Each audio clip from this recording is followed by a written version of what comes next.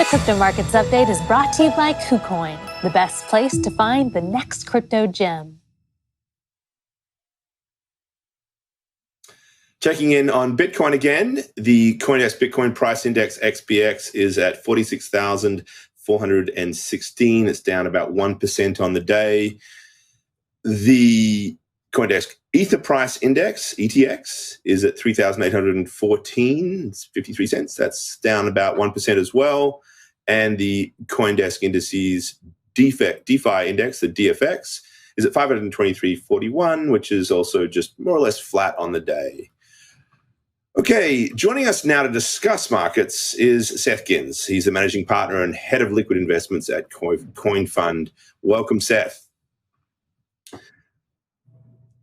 So, look, it's this time of the year, standard question. You know, it was a very, very busy year for crypto 2021. Lots of exciting things, lots of volatility, lots of gains, lots of losses.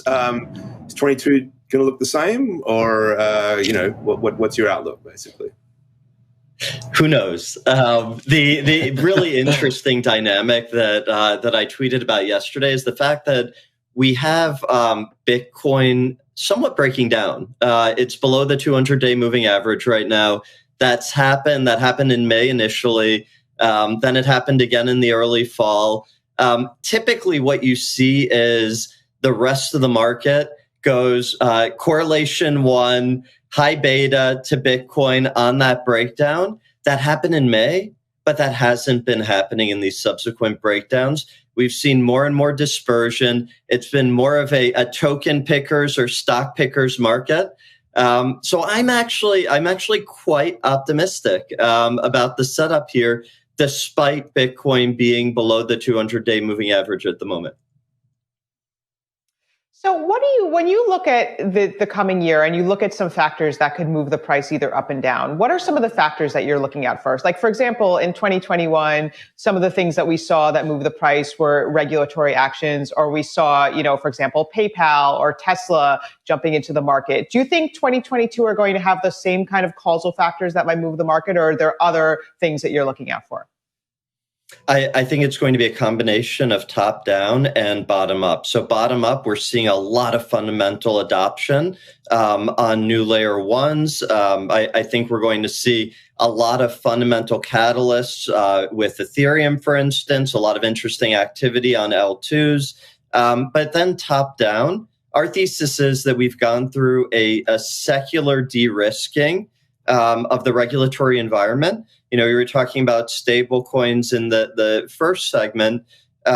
What was the conclusion of the president's working group on stable coins? It was, we probably need a little more congressional action. Well, we've been having a bunch of congressional conversations, and it seems like there's an emerging bipartisan support in Congress for crypto. I like to talk about the cherry on top being Maxine Waters blowing the kiss to SBF as he was walking out of the hearing. But we really think that the infrastructure bill debate in July was that tipping point. So some really nice top-down catalysts. My guess is we're going to have an important central bank add Bitcoin, most likely, maybe Ethereum as a little curveball in there as well, to their balance sheet. So I think we'll have a healthy mix of top-down and bottom-up catalysts this year. That's a pretty bold one on central banks. But what caused this recent spate of sell-off? We had a peak in November, and ever since then, as you mentioned, it's below the 200-day moving average. We were told in some quarters that, this is just profit taking at the end of the year. You would expect there would be a rebound come January 1st or 2nd. We haven't seen that. What really caused this weakness? Is it just money leaving Bitcoin, interest in it declining, or institutional interest declining? What's happening here? Well, so it's interesting. I mean, I can tell you from an institutional interest perspective, we've never seen as high a level of engagement. That engagement is not necessarily the engagement that we see on our hedge fund side is more tied to wanting to get engagement to the fundamental ecosystem outside of Bitcoin, but a lot of these investors also have direct ways of engaging with Bitcoin. So the institutional engagement side at a high level, I think is very much strong and intact. When you think about some of the macro drivers, so another one of these top-down theses, I think the 10-year yield is very important as an indicator for where growth and inflation expectations are. I think there was a little bit of a concern coming into both November and December about both the Fed getting too hawkish and then a policy mistake where you had the Fed move to kind of a max hawkish position just as Omicron really started to tick up in the US.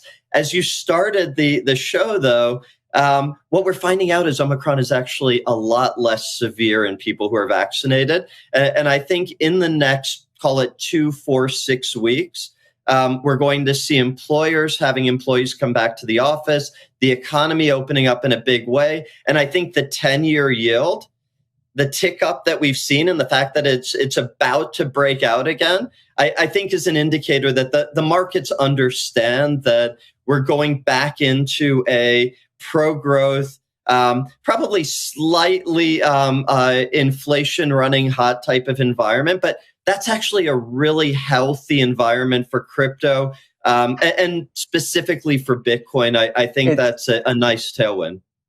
So a 2% yield. Yeah, I was going to say 2% yield, and as an interest in inflation seems still relatively low. So just following last point here on DeFi, our own DFX index showing, I think, as you'd expect, some fairly significant declines from the summer right through into the beginning of the winter.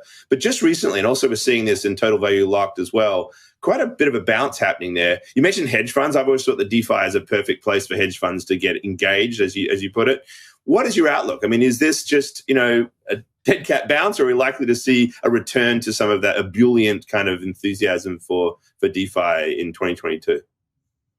So I think DeFi is a mix of a bunch of different stories right now. For DeFi 1.0, kind of the first generation core holdings, I think there are two things that are big potential catalysts over the near term. The recent move, I'd say, is still TBD. It's been strong, but it was strong off of a very strong sell-off. We're seeing a lot of traditional hedge funds that are starting to engage with crypto, looking to DeFi 1.0 as the revenue generation stories, the fundamental analysis stories that really resonate both with their PMs and with their LPs. So I think from a flows perspective, there's that dynamic. And then I think you have the potential for some of the KYC'd institutional products to start to see a lot of traction as we come into Q2, Q3, Q4 of this year. But then when you look more broadly in DeFi 2.0, right, whether that's the whole Curve ecosystem or whether that's Frog Nation, lots of innovation, lots of excitement, lots of positive price movement, good dispersion relative to DeFi 1.0. So I think it really comes down to the bottom-up stories, doing fundamental analysis, and we're seeing plenty of really interesting places to engage.